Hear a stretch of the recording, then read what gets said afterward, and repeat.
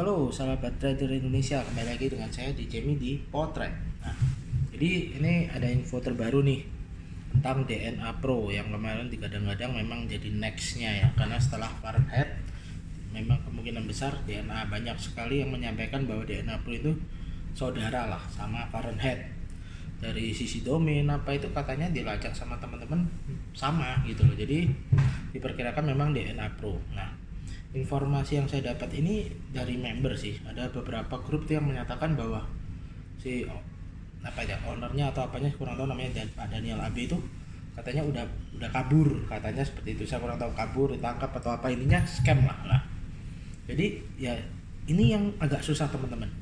Banyak kan orang itu seperti saya bilang, dan teman-teman yang lain mungkin youtuber yang lainnya juga membahas hal ini, mereka buying time atau membeli waktu untuk mempersiapkan semuanya. Contoh yang dimaksud mempersiapkan semuanya, apakah nanti setelah ditangkap asetnya diperiksa itu benar-benar hanya sekian, bahkan mungkin lebih kan harusnya, cuma kan mungkin sudah disembunyikan dan lain sebagainya. Itu salah satunya kenapa kok harusnya saat terjadi seperti ini member itu tidak ragu untuk melakukan pelaporan. Nah, paling enggak orangnya ini diamankan dulu atau ditangkap, atau kalaupun salah ya is okay, paling enggak tidak melarikan diri gitu loh. Nah, banyak yang terjadi sekarang kan gimana ya, di JNA ini atau yang lain-lain itu kan kemarin-kemarin Fahrenheit tenang dan Anda aman, ini ternyata dibantai massal seperti itu. Aduh, sedangkan kalau untuk DNA yang saya dengar sih katanya kabur, jadi tidak di live kan trading seperti Fahrenheit yang loss, tapi mereka kabur gitu loh. Nah, jadi itu salah satu yang menurut saya cukup prihatin. Dan untuk teman-teman DNA Pro, saya kurang tahu ini sudah official atau belum, tapi itu kabar yang didengar. Ada juga yang mengatakan bahwa kemungkinan mereka sudah lari ke Turki. Ada yang kasih saya screenshot wah ini sudah ke Turki nih, selamat tinggal, bye bye, mengamankan aset beserta keluarganya. Setelah itu mungkin mau kembali lagi ke Indonesia dengan menyerahkan diri, seperti mungkin beberapa yang di Binomo itu kan ada Indra Kents, ada mungkin DS ya, Doni Salmanan. Nah itu kan kayaknya Doni Salmanan lebih sangat-sangat sangat-sangat siap gitu loh. Udah dia datang aja udah selesai gitu loh. Ya, yang jadi masalah berapa hukumannya? Kemungkinan sih banyak yang bilang sekitar kurang lebih 4 tahun.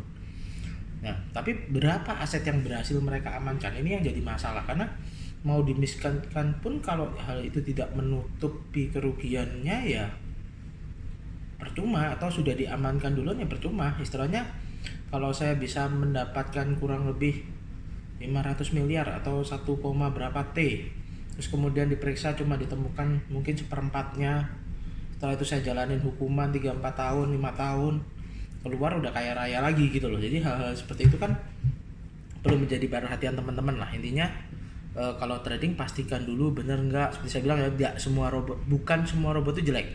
Ada robot yang bagus, ada robot yang jelek, tapi ini semua orang akhirnya berpikir robot itu jelek. Itu salah. Afiliator juga, sejak di Binomo banyak sekali orang membahas tentang wah afiliator itu makan uang kita 70%. Itu sesuatu yang berbeda. Sebenarnya afiliator itu mungkin seperti kemitraan Bapak Ibu. Jadi para trader semua ya kemitraan, yang namanya kemitraan itu pasti ada keuntungan yang didapat, apakah itu berupa spread atau apa. Nah itu kurang tahu. Jadi intinya sih perlunya adalah kemitraannya itu. Nah jadi kalau afiliator itu selalu negatif, menurut saya tidak. Jadi kembali lagi ya, nama afiliator itu hanya sebuah sebutan yang kita gunakan untuk kemitraan. Jadi bukan berarti kalau ini berarti jelek, kalau ini berarti ini, dan lain sebagainya. Nah kembali lagi sekarang sisa tinggal menurut saya 2 yang paling besar. Ada Net89 yang menurut saya memang secara mungkin setahun atau 2 tahun lalu mereka sudah mempersiapkan untuk masuk di kripto.